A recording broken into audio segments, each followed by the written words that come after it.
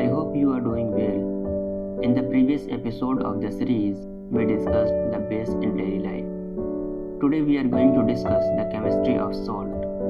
So, let's begin the show. In chemistry, the term salt refers to a compound that is formed when the hydrogen ions of an acid are replaced by metal ions or other positive ions. It is a broad category of chemical compounds that are typically composed of an anion and a cation. Salts are generally solid substances at room temperature and are often crystalline in nature. They can be soluble or insoluble in water, depending on the specific salt and its composition. The anion and cation in a salt are held together by ionic bonds, which are formed through the electrostatic attraction between the positively and negatively charged ions. Salts play various roles in chemistry and have diverse applications. Some common uses and examples of salt includes sodium chloride, a common table salt used for seasoning food. Calcium carbonate, found in limestone and used as an antacid in building materials and in the production of cement. Potassium nitrate, used in fertilizers, fireworks, and as an oxidizer in certain chemical reactions. Copper sulfate, used as an agricultural fungicide and in educational laboratory experiments. Sodium bicarbonate, also known as baking soda, used in cooking, baking, and as an antacid. Magnesium sulfate, Epsom salt, used for various purposes, including as a bath additive and in agricultural applications. It's important to note that the term salt in chemistry is not limited to the common table salt we use in daily life. Instead, it encompasses a wide range of compounds with varying properties, compositions, and applications. Salt is an essential mineral that is found abundant in nature, both in underground deposits and in seawater. It has been used by humans for thousands of years for various purposes, including seasoning and preserving food, as well as for industrial and medicinal applications. Salt, chemically known as sodium chloride, possesses several notable properties such as solubility. Salt is highly soluble in water. Taste. Salt has a distinct taste, commonly referred to as salty. Crystal structure. Salt crystals have a cubic crystal structure. Melting and boiling points. Salt has a relatively high melting point of 801 degrees Celsius and a boiling point of 1413 degrees Celsius. Hygroscopicity. Salt has the ability to attract and absorb moisture from the surrounding environment. Conductivity. Salt is an electrolyte and when dissolved in water allows the flow of electric current. Stability.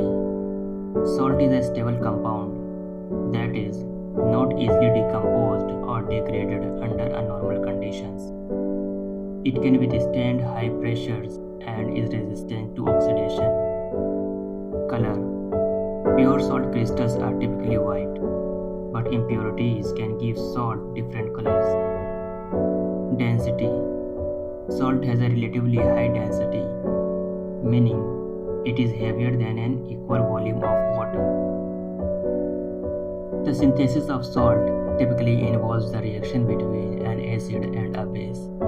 This reaction is known as a neutralization reaction, where the acidic and basic properties of reactants neutralize each other, resulting in the formation of salt and water. Here is a general equation to illustrate the synthesis of salt.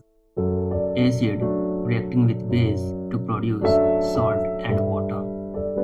For example, let's consider the synthesis of sodium chloride, a common salt, using hydrochloric acid and sodium hydroxide as the acid and base respectively. In this reaction, hydrochloric acid reacts with sodium hydroxide to produce sodium chloride and water.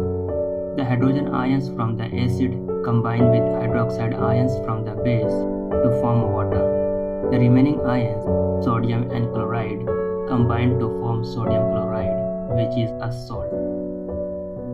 The synthesis of other salts follows a similar principle, where an appropriate acid and base combination is used to produce the desired salt.